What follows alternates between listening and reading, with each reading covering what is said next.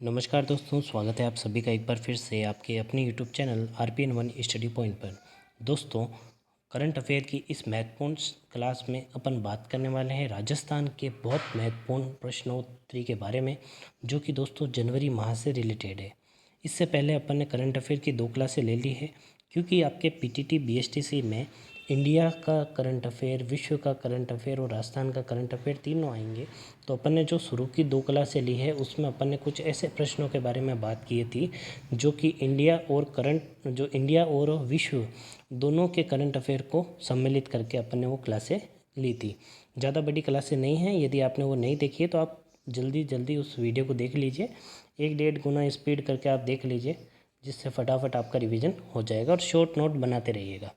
ठीक है, आज अपन बात करने वाले हैं जनवरी माह में कुछ अपने राजस्थान से रिलेटेड करंट अफेयर की जो बातें हुई थी, जो अपने परीक्षा के लिए बहुत ज़्यादा महत्वपूर्ण रहने वाली है दोस्तों। और साथ ही साथ अपन टॉपिक वाइज, यदि उसमें कोई जीके का जो स्टैटिक जीके का पोर्शन आता है तो अपन उसको भी क्लियर करते हुए चलेंगे। तो जल्दी से शेयर कर दीजिए वीडियो को। आज का जो सेशन है बहुत ही धमाकेदार रहने वाला है, शुरू से लेकर एंड तक बने रहना है। आपको इस क्लास से ज़रूर 2 से 3 प्रश्न देखने को मिल जाएंगे। चलिए दोस्तों, शुरू करते हैं। पहला प्रश्न है आपका, राजस्थान के किस जिले में Neelkanth biodiverse forest Khan Bhakri eco park का विकास किया गया है ना। आपको बताना है जयपुर, जोधपुर, दौसा और चित्तौड़गढ़। नाम याद रखना है आपको, नीलकंठ बायो डिजर्व, बस इतना से याद रख सकते हैं, है ना। Forest Khan Bhakri eco park, ये तो इसका पूरा नाम है। आप सिर्फ इतना याद रख सकते हैं, नीलकंठ बायो डिजर्व इको पार्क या फिर नीलकंठ इको पार्क का वो जो विकास है वो कहाँ पर किया जाएगा। ऑप्शन है आपके जयपुर, जोधपुर, दौसा और चित्तौड़गढ़। जी दोस्तों, याद रखना है कि जो नीलकंठ बायो डिजर्व आपका फॉरेस्ट खान है वो आपका ऑप्शन नंबर सी डोसा इसका एकदम करेक्ट आंसर हो जाएगा, है ना। डोसा खाने से आपके जो कंठ है वो कैसे हो गए दोस्तों, नीले हो गए, है ना। डोसे के अंदर जहर मिला हुआ था, आपने डोसा खा लिया, किसी ने डोसा खा लिया, उसका जो कंठ है वो कैसा हो गया, नीला हो गया, है ना। ऐसे याद रख सकते हो ट्रिक टाइप से। चलिए, अब इसके बारे में अपन समरी भी पढ़ लेते हैं।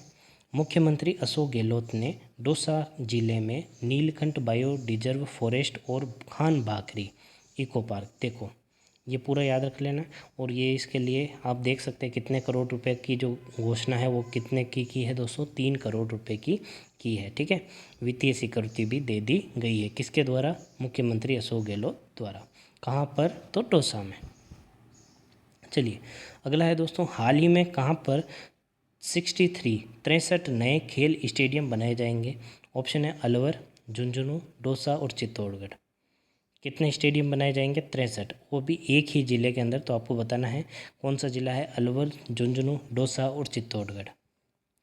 जी दोस्तों, बात करें इसके सही उत्तर की तो आपको याद रखना चित्तौड़गढ़, है ना। तो चित्तौड़गढ़ के अंदर कितने आपके खेल बनाए जाएंगे, 63 आपके खेल स्टेडियम बनाए जाएंगे। चलिए,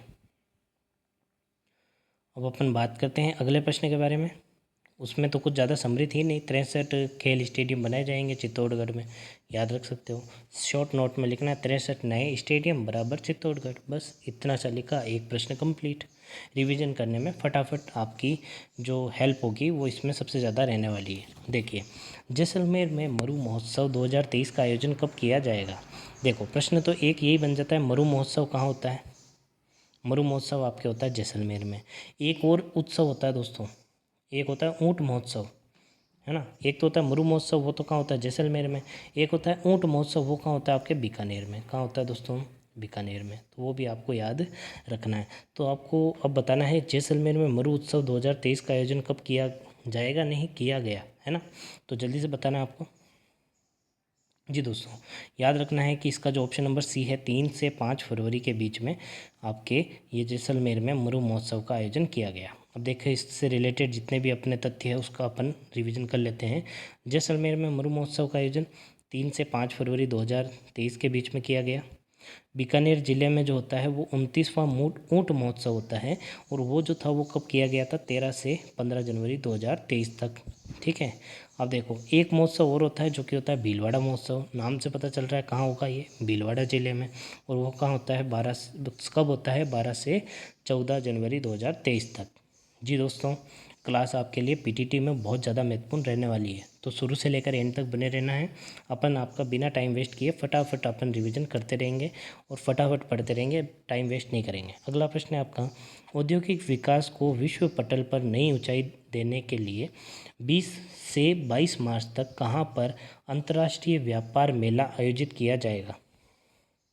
देखिए, अंतर्राष्ट्रीय व्यापार मेला का आयोजन कहाँ हुआ, तो आपको याद रखना है 20 से 22 मार्च के बीच में हुआ था। और कहाँ हुआ है दोस्तों, तो आपको सीधा ही आंसर दे दिया गया है, क्योंकि बहुत अच्छा आंसर है, क्वेश्चन है, तो आपको डायरेक्ट कॉन्सेप्ट बता दिया कि कहाँ होगा दोस्तों, जोधपुर के EPCH सेंट्रल बोरोनाडा औद्योगिक क्षेत्र में। अरे पूरा याद रखना है, नहीं याद रखना, आपको सिर्फ इतना लिखना है कि अंतर्राष्ट्रीय व्यापार मेला जो था उसका आयोजन कहाँ हुआ, बोरोनाडा जोधपुर, बस इतना याद रखना है आपको। ठीक है, चलिए पढ़िए अब इसके बारे में। राजस्थान का जो औद्योगिक विकास को विश्व पटल की नई ऊंचाई देने के लिए जो 20 से 22 मार्च है आपकी 2023 की, उसमें जोधपुर में जो बोरानाडा में एक अंतर्राष्ट्रीय व्यापार मेले का आयोजन किया जाएगा, जिसमें लघु उद्योग निगम के अध्यक्ष राजीव अरोड़ा ने बैठक में बताया कि इस मेले में जोधपुर से निर्यात होने वाले, देखिए अंतर्राष्ट्रीय व्यापार मेला है तो आयात निर्यात तो होगी, है ना। अब आयात के ऊपर अपन व्यापार मेला आयोजित नहीं करेंगे, अपन ज़्यादा चीज़ें डिपेंड किसके ऊपर करेंगे, निर्यात के ऊपर, क्योंकि अपन चीज़ों को बेचना चाहते हैं, है ना।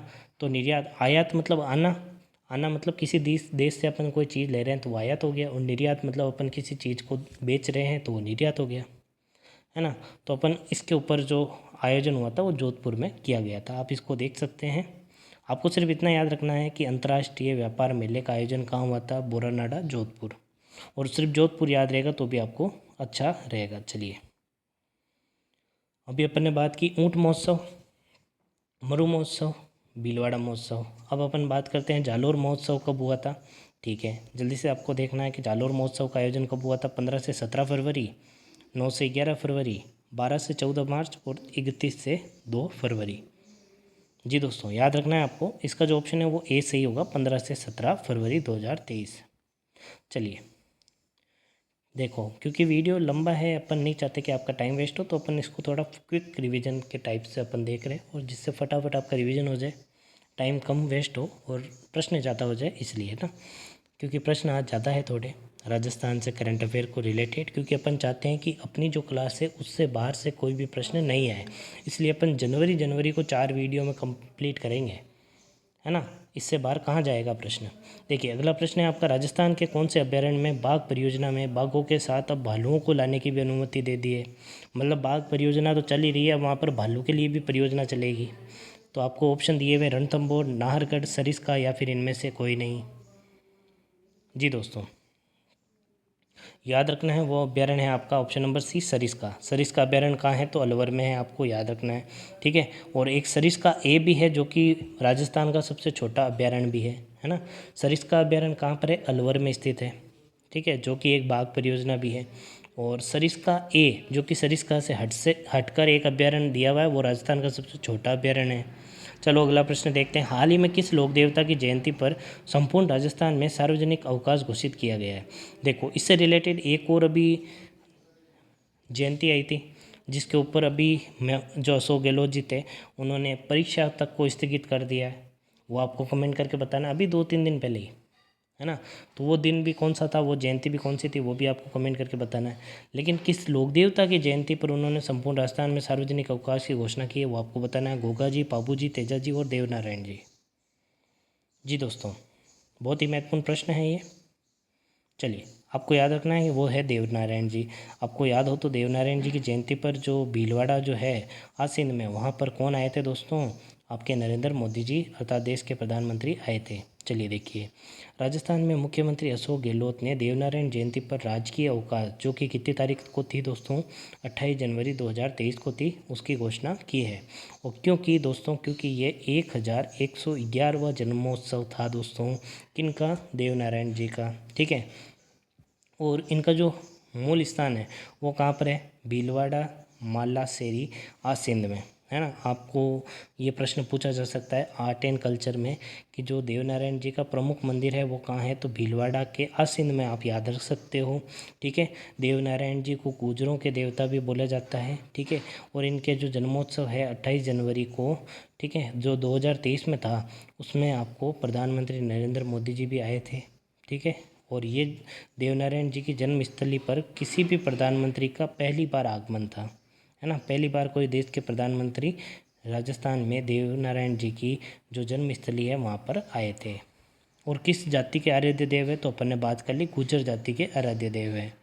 चलिए, मंदिर आपको याद रखना है कहाँ पर है, भीलवाड़ा आसिंद के अंदर।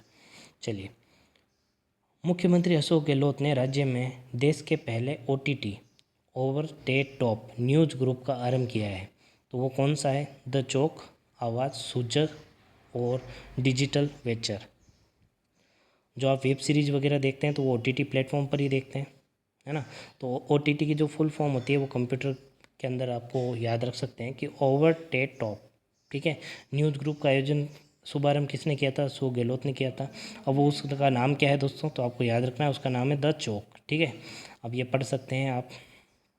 मुख्यमंत्री अशोक गहलोत ने 26 जनवरी 2023 को मुख्यमंत्री निवास पर OTT आधारित द चौक मीडिया समूह के लोगों का अनावरण किया था, जिसके अंदर जो पत्रकारिता है उसके स्वरूप जो तेज़ी से बदल रहा है ना, उसके अंदर उन्होंने एक अच्छा नवाचार अपने राजस्थान को दिया है। ठीक है, मेन आपको इतना याद रखना है OTT का जो नाम है वो क्या है, द चौक।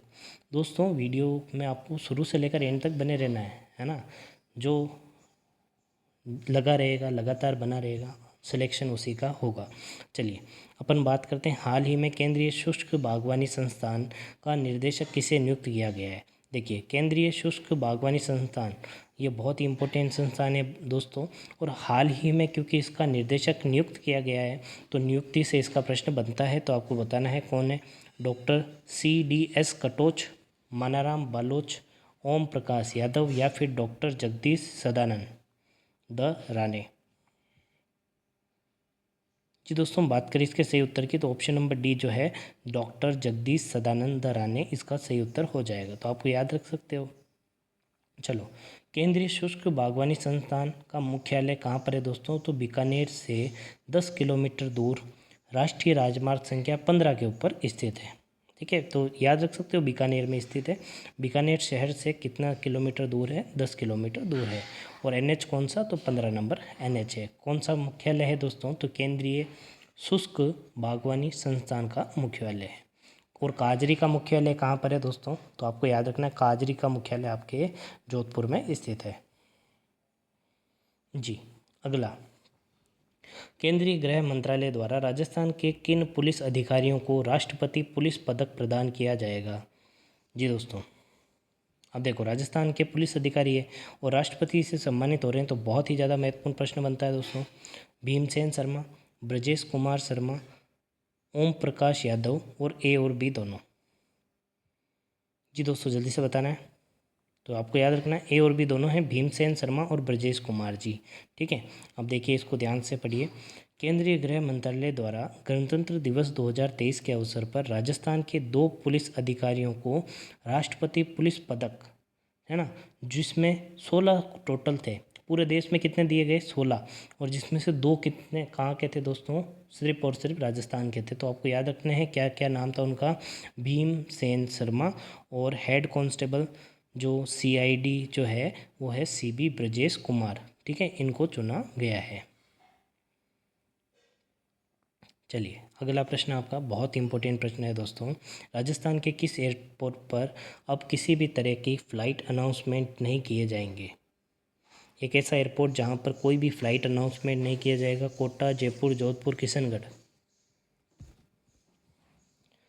तो दोस्तों, याद रखना है आपका ऑप्शन नंबर B, जयपुर जो एयरपोर्ट है, जो कि एक इंटरनेशनल एयरपोर्ट है राजस्थान का, और वहाँ पर कोई भी अनाउंसमेंट नहीं किया जाएगा।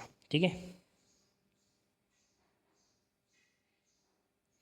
एकदम ये जो है ना, अभी तक ये जो सिस्टम है, यह देश में दिल्ली, मुंबई, सूरत, लखनऊ समेत कई बड़े एयरपोर्ट के अंदर है। ठीक है, बाकी आपको यही याद रखना है कि देश प्रदेश का पहला साइलेंट एयरपोर्ट कौन सा होगा, तो जयपुर एयरपोर्ट होने वाला है, जो कि राजस्थान का इंटरनेशनल एयरपोर्ट है दोस्तों। चलिए अगला प्रश्न है दोस्तों, बेंगलुरु कर्नाटक में आयोजित 72वीं जो 72वीं जूनियर नेशनल बास्केटबॉल चैंपियनशिप है, राजस्थान में कौन सा पदक जीता है उसने? स्वर्ण, कांस्य, रजत या फिर उपयुक्त में से कोई नहीं?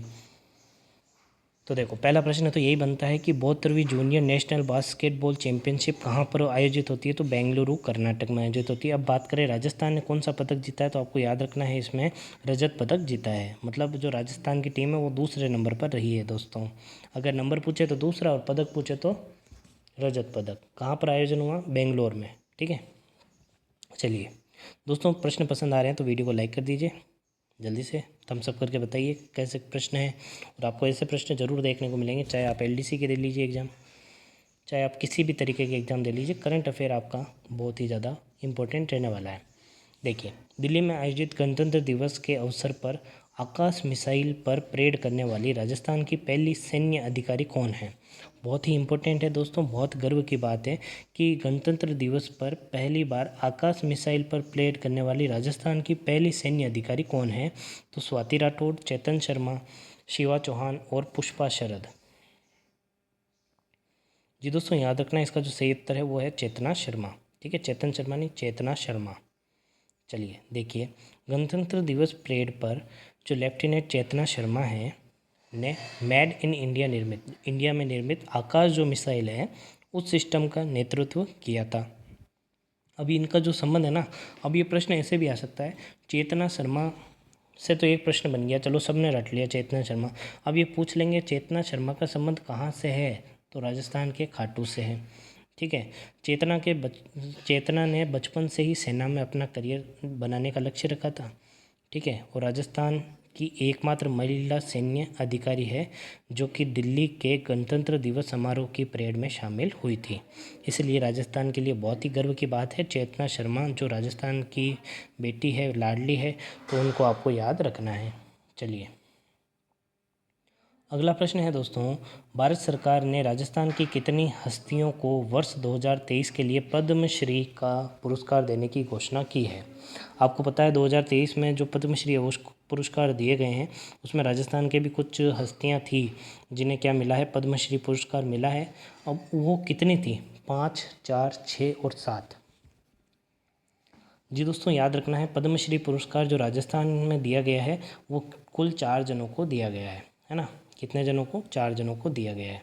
अब देखो 4 हस्तियों को 2023 में पद्मश्री पुरस्कार देने की घोषणा की गई है, जिसमें आपको याद रखना है जयपुर के मशहूर गज़ल गायक, ठीक है, सिंगर है, गज़ल गायक हैं, जो उनका नाम है अहमद हुसैन और मोहम्मद हुसैन को जोड़ी के रूप में चुना गया है।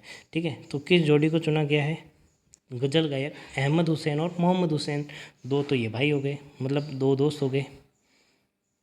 चलो और देखिए, मूलचंद लोढ़ा और लक्ष्मण सिंह जी को समाज सेवा के लिए पद्मश्री नवाजा गया है।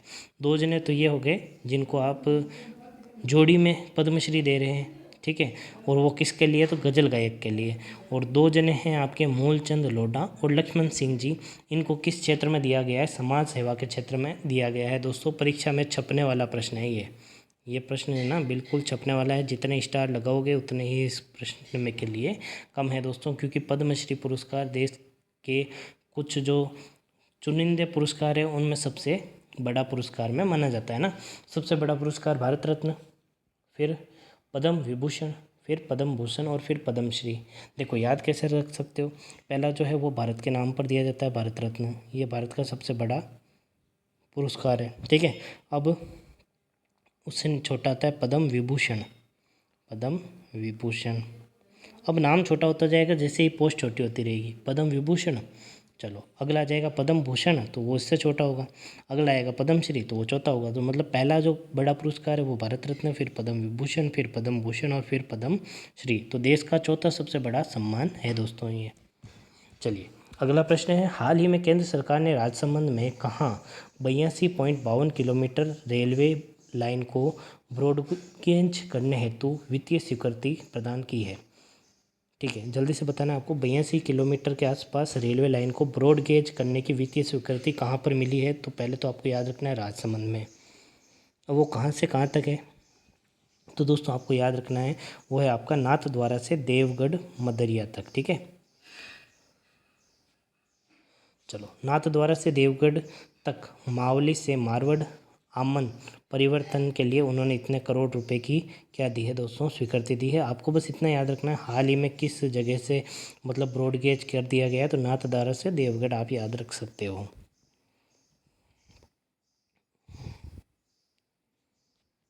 चलो, अगला प्रश्न है दोस्तों, हाल ही में राजस्थान मदरसा बोर्ड का अध्यक्ष किसे चुना गया है? आप जानते हैं मदरसा बोर्ड जो होता है, जो मुस्लिम भाई लोग होते हैं उन वो अपनी क्या धार्मिक जो शिक्षा देते हैं उसके लिए एक अलग बोर्ड बना हुआ है। मदरसा उनके लिए विद्यालय का काम करता है, वहाँ पर वो अपने धर्म की शिक्षा देते हैं। तो उस बोर्ड का अध्यक्ष किसे चुना गया है?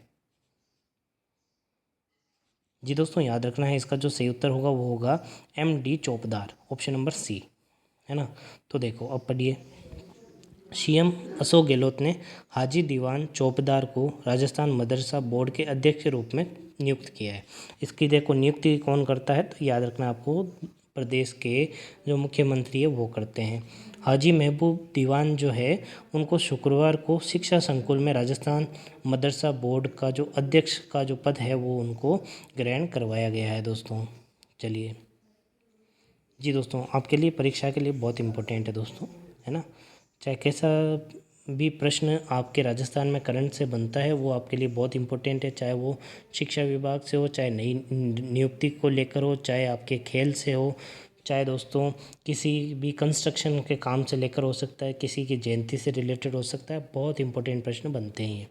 देखिए, अब ये जो प्रश्न है ना ये बहुत इंपॉर्टेंट है, चाहे ये इंडिया जीके को रिलेटेड करके पढ़ लो, चाहे राजस्थान को लेके पढ़ लो, क्योंकि अजंता एलोरा की जो गुफाएं हैं वो लगभग प्राचीन 8,000 साल पुरानी हैं। उसके सेल चित्र आपको मतलब मिले हैं, और वो कहाँ देखने को मिले हैं, किस जगह पर देखने को मिले हैं? वो राजस्थान में मिले हैं, है ना। इसलिए राजस्थान के लिए करंट अफेयर का बहुत ही महत्वपूर्ण प्रश्न है। पहला ऑप्शन आपका सोनारी जो कि झुंझुनू में है, दूसरा बैराट जयपुर में, आहड़ उदयपुर और भीमबड्डक जोधपुर। अजंता एलोरा की आपने गुफाएं सुनी होगी नाम, क्योंकि बहुत ही ज़्यादा महत्वपूर्ण गुफाएं हैं भारतीय इतिहास को लेकर। तो दोस्तों 8,000 साल पुरानी है, और इसका जो साक्ष्य आपको देखने को मिले हैं शैल चित्र, है ना। शैल चित्र मतलब गुफा चित्र आपको देखने को मिल रहे हैं, तो वो आपको देखने को मिले हैं कहाँ पर? भीमबड़क जोधपुर में। अगला प्रश्न है, राजस्थान के किस बायोलॉजिकल पार्क में सेंट्रल जू अथॉरिटी से बाघ बाघिन और बब्बर शेरनी लाने की अनुमति मिली है? Sajjangarh biological park, Abheda biological park जो कि कोटा में है, ठीक है। ऐसे भी याद रख सकते हो, सज्जनगढ़ बायोलॉजिकल पार्क कहाँ पर है? तो उदयपुर में है। अबेड़ा कहाँ है? कोटा में। माचे सफारी कहाँ है? जोधपुर में। और नाहरगढ़ कहाँ है दोस्तों? कोटा में। ये तो आपको याद रखना ही है, लेकिन इस प्रश्न का जो उत्तर हो जाएगा वो होगा ऑप्शन नंबर बी जो कि है अबेड़ा कोटा में, ठीक है। ये आपको याद रखना है। ये इसकी पूरी समरी है, तो यार इसको आप देख सकते हैं। अबेड़ा बायोलॉजिकल पार्क जो है वो कोटा का दूसरा सबसे बड़ा बायोलॉजिकल पार्क है ना। बायोलॉजिकल पार्क कोटा का दूसरा सबसे बड़ा है।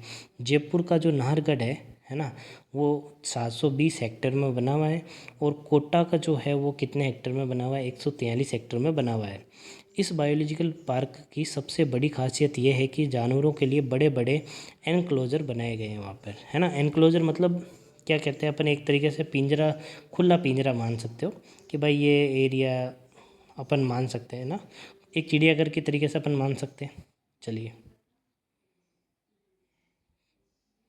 मुख्यमंत्री ने राजस्थान में कहाँ पर भ्रष्टाचार निरोधक ब्यूरो ACB चौकी लगाने की जो प्रस्ताव को स्वीकृत किया है वो आपको बताना है। भ्रष्टाचार निरोधक ब्यूरो का जो चौकी है वो कहाँ लगेगी? खेतड़ी झुंझुनू, भिवाड़ी अलवर, सांचौर जालौर में, और राजगढ़ अलवर में। जी दोस्तों, याद रखना है जो भ्रष्टाचार निरोधक ब्यूरो है उसकी चौकी अब कहाँ लगेगी दोस्तों? भिवाड़ी अलवर में, ठीक है। अलवर ज़िले में संचालित 2 भ्रष्टाचार ब्यूरो चौकी में से एक जो है वो कहाँ पर, भिवाड़ी में स्थानांतरित कर दी गई है। वर्तमान जो भिवाड़ी जो है वो अलवर की चौकी में ही कार्य कर रहा है। मतलब आपको ये याद रखना है कहाँ पर भ्रष्टाचार निरोधक जो चौकी है वो खोली गई है दोस्तों, आपके अलवर, जो कि अलवर में भी कहाँ पर, भिवाड़ी में, है ना। अभी जो प्रश्न आएंगे ना वो पुराने ज़िलों से रिलेटेड ही आएंगे, ऐसा नहीं भिवाड़ी नया ज़िला बना दिया वो हो गया, है ना। अभी जो प्रश्न है वो आपका पुराने ज़िलों को ध्यान में रख के ही पूछा जाएगा। बस ये पूछा जा सकता है कौन से 19 ज़िले नए बने हैं, तो वो अपन उसके ऊपर भी आएंगे करंट अफेयर में। जब बनाए थे तब उसका महीना आएगा, अभी अपन जनवरी को कवर कर रहे हैं ना। हाल ही में किसके द्वारा संपूर्ण राज्य में खनन सुरक्षा अभियान की शुरुआत की गई है? जी दोस्तों, खनन सुरक्षा अभियान की शुरुआत किसने की है ये आपको बताना है। प्रमोद जैन, उषा शर्मा, अशोक गहलोत और शिखा मेहरा। जी दोस्तों, याद रखना है इसका जो उत्तर है वो है प्रमोद जैन भाया। ठीक है, ये राजस्थान के खान और गोपालन मंत्री हैं। ठीक है, आपसे ये प्रश्न जरूर पूछा जा सकता है, राजस्थान के खान एवं गोपालन मंत्री कौन है, तो प्रमोद जैन भाया है। ठीक है, तो ये आप इतना याद रख सकते हो, बाकी इसमें अपना ज़्यादा प्रश्न नहीं बन सकते। चलिए, राजस्थान साहित्य अकादमी उदयपुर राज्य के 75 वर्ष से अधिक कितने साहित्यकारों को वर्ष 2022-23 का अमृत सम्मान प्रदान करेगी? जी दोस्तों, पहला प्रश्न तो यही है, राजस्थान साहित्य अकादमी जो है वो कहाँ पर स्थित है, तो उदयपुर में स्थित है। कहाँ पर है? उदयपुर में स्थित है। और कितने वर्ष से अधिक के लोगों के लिए? 75 वर्ष से अधिक लोगों के लिए। और कितने लोगों को अमृत सम्मान प्रदान करेगी, तो आपको ये प्रश्न याद रखना है दोस्तों, कुल आपके 8 जनों को ये सम्मान मिलेगा। तो देख सकते हैं वो कौन कौन है। डॉक्टर सुलोचना, रागे राघव, पुष्प शरद देवड़ा, डॉक्टर कल्याण शर्मा। आपको बस इतना याद रखना है इनकी संख्या कितनी है, 8 है। टोटल कितनी है दोस्तों? 8 है। और आप इनके नाम देख सकते हैं यहाँ पर ये लिखे हुए हैं, स्क्रीनशॉट ले लीजिए दोस्तों। चलिए, अगला प्रश्न, प्रधानमंत्री नरेंद्र मोदी की ओर से ख्वाजा मोइनुद्दीन चिश्ती के कौन से उर्स पर चादर पेश की जाएगी? आपको पता है अभी मोइनुद्दीन चिश्ती जिनकी दरगाह आपके अजमेर में है। ठीक है, और इस दरगाह के ऊपर जो भारत के प्रधानमंत्री नरेंद्र मोदी जी है उन्होंने चादर चढ़ाने की जो घोषणा की है, उस ये जो त्यौहार होता है उर्स, उसके ऊपर है ना। तो अब वो कौन से नंबर का उर्स था आपको बताना है। तो ये आपको याद रखना है, वो जो उर्स था आपके, वो ऑप्शन नंबर ए इसका करेक्ट आंसर हो जाएगा। लेकिन आपको जो मेन बात है, ख्वाजा मोइनुद्दीन चिश्ती, इनका जो प्रश्न है बहुत बार पूछा जाता है। ठीक है, तो इनके बारे में अपन पढ़ते हैं, कौन थे, क्या थे, थोड़ा सा अपन हिस्ट्री के अंदर चलते हैं। जो मोइनुद्दीन चिश्ती है, ख्वाजा मोइनुद्दीन चिश्ती है, इनका जन्म लगभग 1141 से 42 के बीच में ईरान में हुआ था। ठीक है, ये भारत कैसे आए, तो 1192 में आप जानते हैं, हालांकि जो मोहम्मद गोरी जो है उनके साथ ये आए थे। आपको पता है 1192 में तराइन का द्वितीय युद्ध हुआ था जिसमें पृथ्वीराज चौहान की हार हो गई थी, और जो मोहम्मद गोरी है वो पृथ्वीराज चौहान को धोखे से हरा देता है। और उनके साथ में कौन आता है? ख्वाजा मोइनुद्दीन चिश्ती। इनकी जो दरगाह है वो कहाँ पर है दोस्तों? अजमेर में। ठीक है, अब ये जो थे ना वो आध्यात्मिक ज्ञान से भरपूर थे। ठीक है, और स्थानीय जो आबादी के साथ साथ सुदूर इलाकों में राजाओं के साथ साथ में भी इन्होंने अपने आप को आकर्षित बताया। ठीक है, इनकी दरगाह पर मोहम्मद बिन तुगलक, शहरशाह सूरी, अकबर, जहांगीर, शाहजहाँ, दारा शिकोह जो कि औरंगजेब का भाई था, और औरंगजेब जैसे शासक जियात की है। ठीक है, मतलब यहाँ पर आ चुके हैं। तो आप जानते हो कि यहाँ पर 2 बड़ी देग भी है, जिसमें बड़ी जो देग वो किसके द्वारा रखी गई है? अकबर के द्वारा बनाई गई है। तो दोस्तों ये आपको याद रखना है। इसमें जो प्रश्न बनता है वो यही बनता है कि मोहम्मद गोरी के साथ में कौन से संत आए थे, तो आपको याद रखना है ख्वाजा मोइनुद्दीन चिश्ती। कब आए थे? तो 1192 में। किस युद्ध के बाद में आए थे? तो 1192 में तराइन का द्वितीय विश्व युद्ध हुआ था।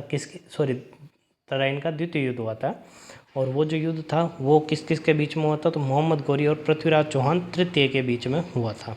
ठीक है, उसके बाद में भारत में जो मुस्लिम आक्रमण जो थे उन्होंने अपना शासन किया दिल्ली सल्तनत पर। और जो फिर अपन देखते हैं कि कुतुबुद्दीन ने जो गुलाम वंश की स्थापना की 1206 ईस्वी में, जो कि दिल्ली में आपका इस्टेब्लिश हुआ। ठीक है, दिल्ली सल्तनत चला, फिर अपन देखते हैं बाद में मुगल काल आ गया। चलिए, ये तो थी कुछ इतिहास की बात। अब अपन आते हैं वापस अपने टॉपिक पर, जो है आपका अगला प्रश्न। हाल ही में जन स्वास्थ्य अभियांत्रिकी मंत्री द्वारा कहाँ पर शहरी जल संवर्धन योजना का शिलान्यास किया गया है? जी दोस्तों, याद रखना है आपको, ऑप्शन नंबर सी, हरमाड़ा एवं बडारना, जयपुर में। ठीक है, किसके द्वारा किया गया है? तो जन स्वास्थ्य अभियांत्रिकी मंत्री डॉक्टर महेश सोनी जी द्वारा किया गया है। ठीक है, अब आपसे ये भी प्रश्न पूछ ले सकते हैं कि राजस्थान के जन स्वास्थ्य अभियांत्रिकी मंत्री कौन है? तो डॉक्टर महेश जोशी। चलिए, अगला प्रश्न है आपका, सीधा मतलब आंसर दिया हुआ है इसका, आप पढ़ सकते हैं कि निर्वाचन विभाग द्वारा राजस्थान में जो 13वें राष्ट्रीय मतदान दिवस पर क्या थीम रखी गई है? तो ये थीम डायरेक्ट लिखी गई है, क्योंकि आप ज़्यादा अगर ऑप्शन में थीम पढ़ोगे तो आपको वो याद रह जाएगी, है ना। तो सीधा आपको ये याद रखना है कि 13वां राष्ट्रीय मतदान दिवस की थीम थी मतदान जैसा कुछ नहीं, मतदान जरूर करेंगे हम। ठीक है,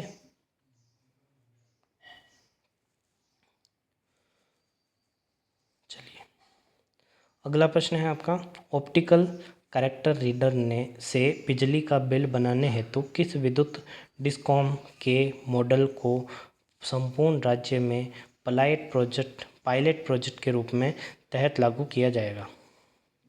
अब दोस्तों, पहला जो प्रश्न बनता है वो होता है पायलट प्रोजेक्ट। पायलट प्रोजेक्ट क्या होता है? देखिए, सरकार ने कोई योजना बनाई, ये मान लीजिए पूरा राजस्थान है, अब पूरे राजस्थान में इसको लागू करेंगे तो इसके कुछ दुष्परिणाम भी आ सकते हैं, कुछ अच्छे परिणाम भी आ सकते हैं।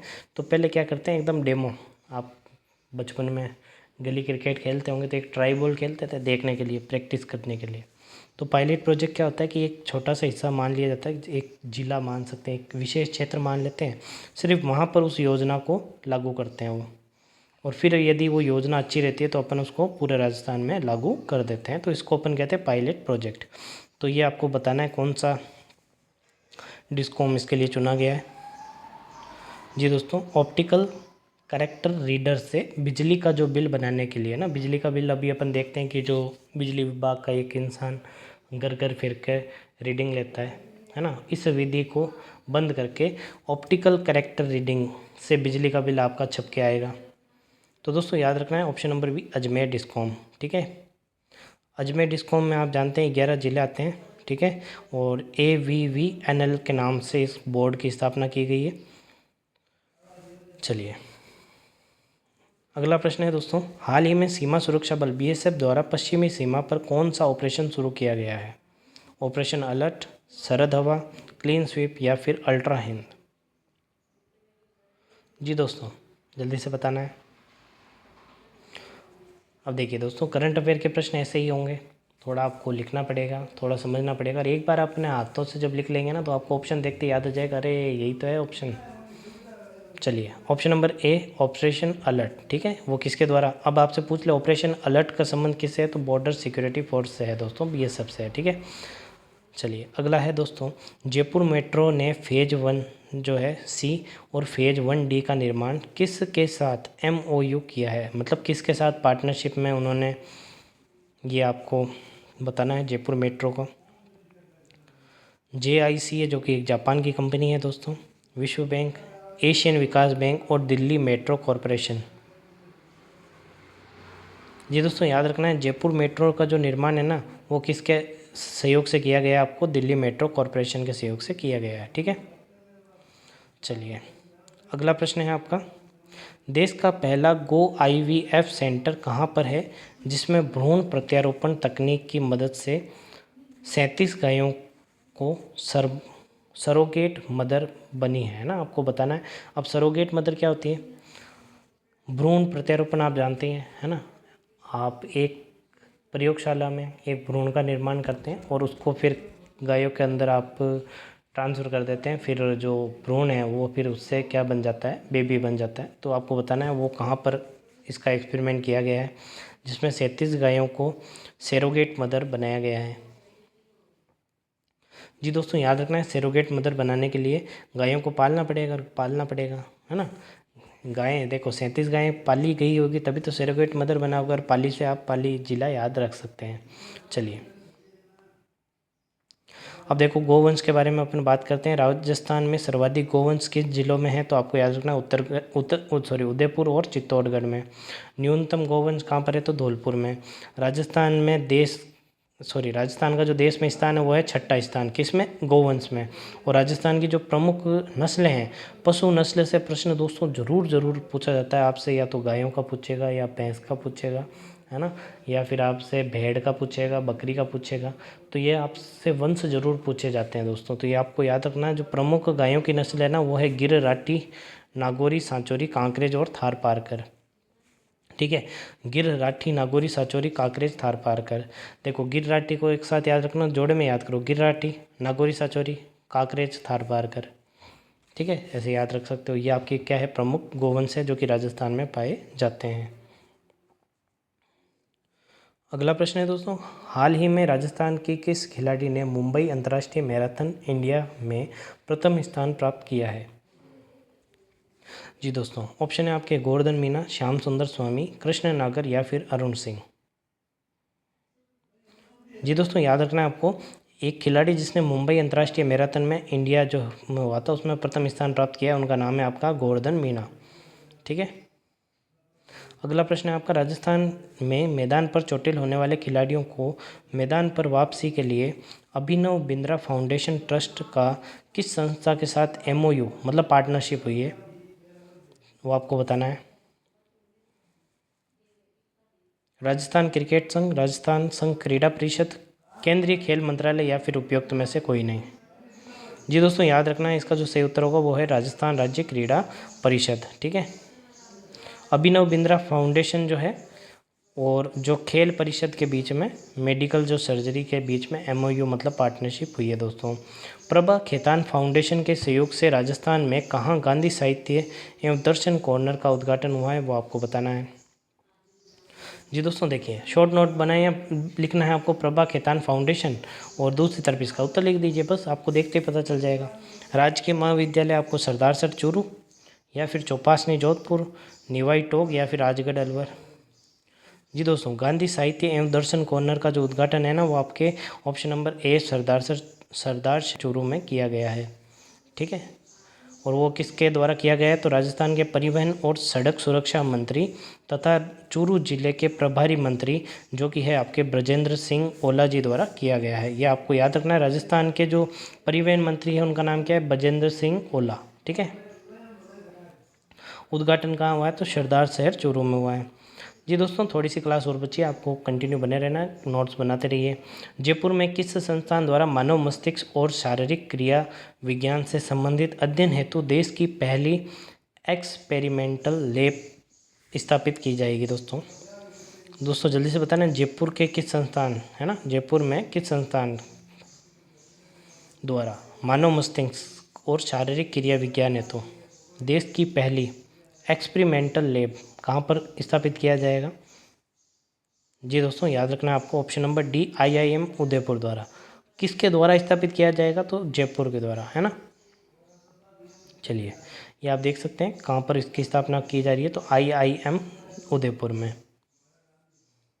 चलिए दोस्तों, आज के लिए बस इतना ही। उम्मीद करते हैं आपको आज की क्लास पसंद आई होगी। पसंद आई है तो वीडियो को लाइक करें, कमेंट करके ज़रूर बताइएगा कि आपको क्लास कैसी लगी। यदि आप ऐसी ही क्लासों को रोज़ चाहते हैं तो आप ज़रूर बताइएगा। देखिए, आज अपन ने प्रश्नों के साथ साथ कॉन्सेप्ट को भी बात किया, कैसे कॉन्सेप्ट होते हैं, साथ ही साथ में कुछ चीज़ें जो इतिहास से जुड़ी हुई थी, कुछ चीज़ें जो आर्ट एंड कल्चर से जुड़ी हुई थी, उनके ऊपर भी अपन ने बात की। तो यदि आपको इसी तरीके की क्लास और चाहिए तो आप कमेंट करके ज़रूर बताइए।